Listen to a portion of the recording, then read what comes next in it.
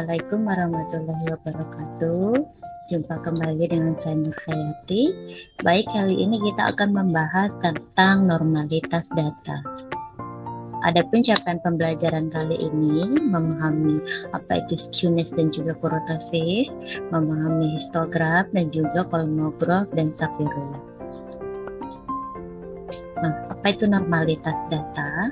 Ya, jadi kalau kita bicara normalitas data, ya, sebelum kita menentukan uji statistik inferensial apa yang akan kita pakai, maka kita perlu menguji normalitas data supaya kita tahu apakah data kita itu berdistribusi normal ataukah tidak, ya. Nah, ada 3 cara yang bisa teman-teman lakukan, ya,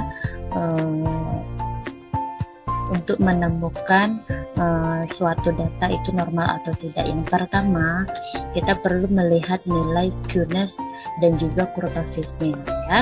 Dengan cara skewness dibagi dengan standar error dan juga kurtosis dibagi dengan standar error. Nah, jadi kalau kita menggunakan pilihan yang pertama, ya, ketentuannya itu ada plus minus 3, ya. Jadi tidak boleh lebih dari 3 dan tidak boleh lebih dari min 3, ya. Nah, kemudian yang kedua kita bisa melihat dari bentuk histogramnya, ya, lonceng histogramnya, atau dari stemleaf bisa, dan juga dari box plot, ya. Nah, kalau kita menggunakan ini ketentuannya dia plus minus 1, ya. Kemudian yang ketiga kita bisa juga melihat dari nilai kolmograf dan juga Sapir-Whorf-nya, ya. Nah, ketentuannya itu nilai alfanya atau nilai signifikannya harus lebih besar dari 0,05, ya. Baru itu nanti dikatakan normal. Nah, ini dia cara uji statistik, ya, untuk normalitas data. Jadi di sini saya menggunakan SPSS, ya, teman-teman bisa menggunakan SPSS juga di rumah, ya. Nah, yang pertama yang harus kita lakukan, kita isi dulu bagian variabel view-nya, ya. Nah, ini contoh yang saya ambil adalah tingkat kebahagiaan seseorang, gitu, ya. Saya pengen tahu tuh data saya normal atau tidak, ya. Jadi teman-teman isi dulu di sini apa nama variabelnya, ya. Kemudian setelah itu teman-teman masuk ke data view, ya, masuk ke data view, ya. Oke. Untuk entry datanya, nah, skornya, ya, skornya ini saya sudah masukkan, ada yang skornya 5, ada yang skornya 4, ya. Nah, jadi untuk skor ini nanti tergantung dari instrumen yang teman-teman pakai, ya.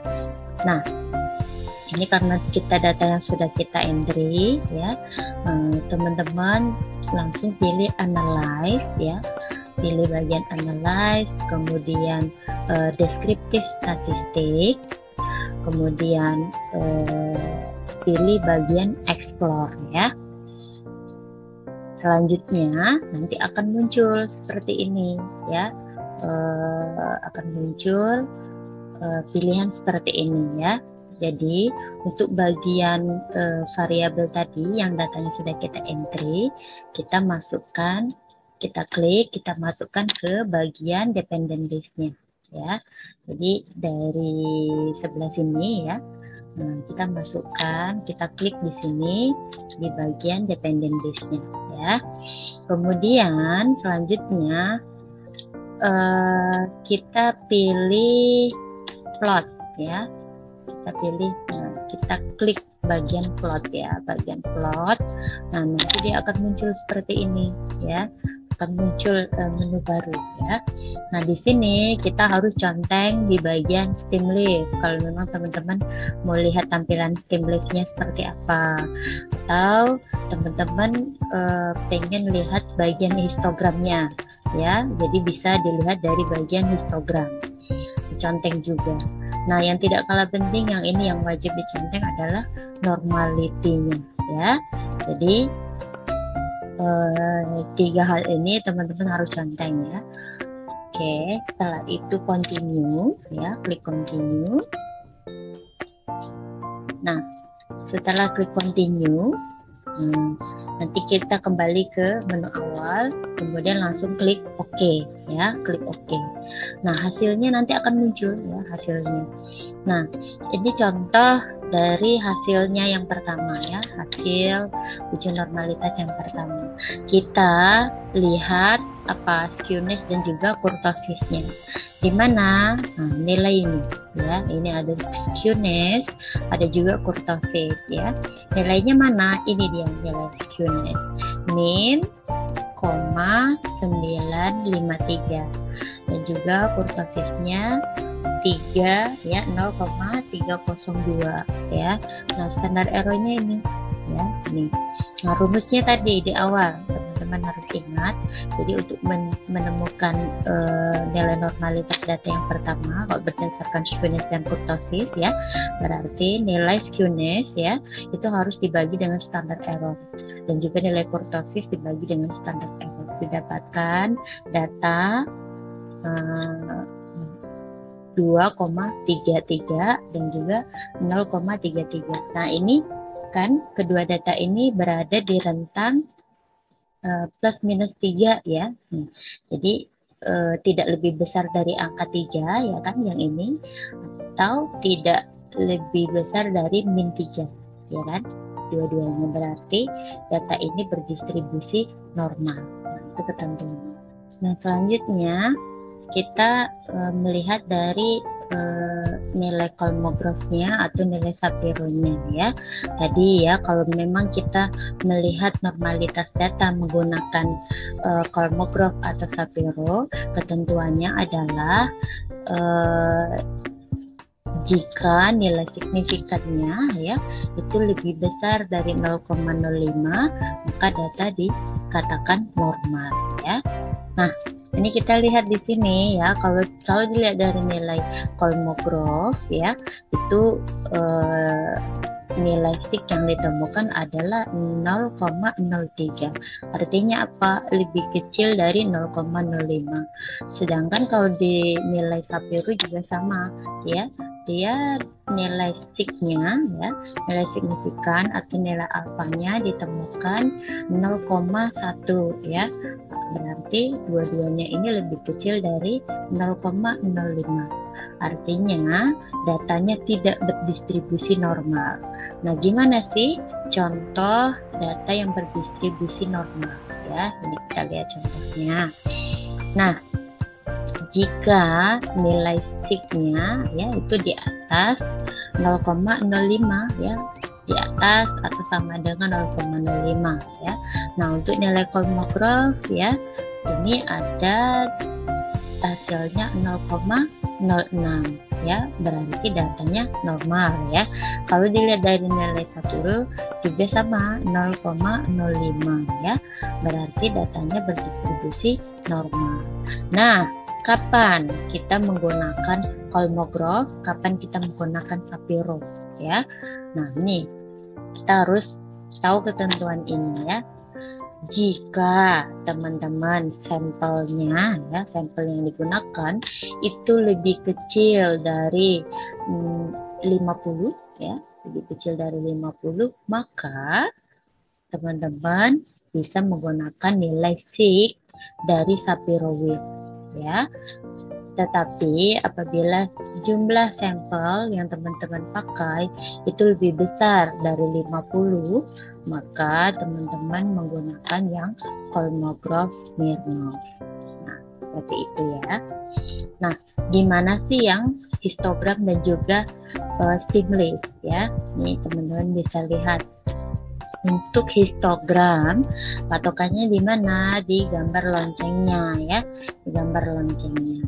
Jadi kalau dia berbentuk lonceng atau berada tepat di tengah-tengah, ini kan masih di tengah ya, berarti datanya berdistribusi normal ya. Atau kalau misalnya dia tidak normal, itu bisa bentuk loncengnya itu lebih menjorok ke kanan atau lebih menjorok ke kiri. Nah, seperti itu. Kemudian kalau dari nilai stimulus, kita juga bisa lihat dari nilai stimulus ya.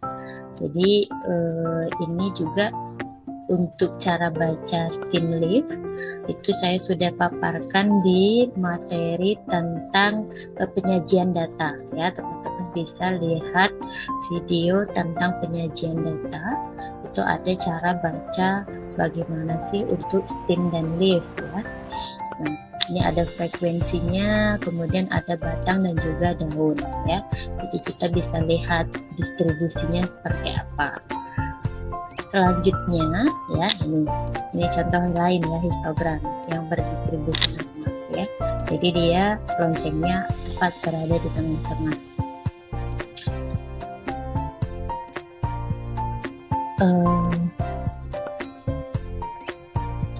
Selanjutnya, cara mengatasi data tidak normal. Jadi kalau misalnya teman-teman sudah melakukan pengumpulan data, kemudian sudah melakukan tabulasi data, kemudian analisa data ya menggunakan SPSS, ternyata ditemukan datanya tidak normal ya. Apa yang bisa teman-teman lakukan ya? Ada 4 cara yang bisa kita lakukan ya, yang bisa dipertimbangkan. Yang pertama ya, membersihkan data dengan memperhatikan distribusi datanya ya. Jadi kita lihat lagi nilai minnya seperti apa, kemudian nilai minimumnya dan juga nilai maksimum atau nilai terendah dan juga nilai tertinggi. Kemudian yang kedua, entry ganda. Jadi kita mengentry ulang data. Takutnya apa? Takutnya kita ada yang salah entry ya, baru nanti dibandingkan lagi data yang pertama kemudian sama data yang kedua. Yang ketiga selanjutnya adalah mempertimbangkan untuk menghapus outlier. Nah, di sini yang dimaksud menghapus outlier adalah kita menghapus data ekstrim. Tadi kalau misalnya ada data yang mungkin dia terlalu besar atau ada data yang terlalu kecil yang paling berbeda dengan kebanyakan data yang kita temukan gitu, itu bisa dihapus. Nah, selanjutnya pilihan terakhir adalah menggunakan uji non parametrik ya. Saya lebih menyarankan teman-teman untuk menggunakan uji non parametrik di sini. Nah, di sini kita akan lihat sedikit gambarannya ya. Jadi secara umum dalam statistik itu ada uji deskriptif dan juga statistik inferensial ya. Kalau untuk yang deskriptif itu bisa berupa frekuensi, kemudian central tendensi dan juga variasi. Nah, ini juga kita sudah bahas di pertemuan sebelumnya ya. Bagaimana sih menampilkan data frekuensi, kemudian bagaimana sih kita menampilkan data tendensi sentral dan juga variasi ya. Nah, untuk statistik inferensial ya, ini ada 2 pilihannya, ada parametrik dan non parametrik.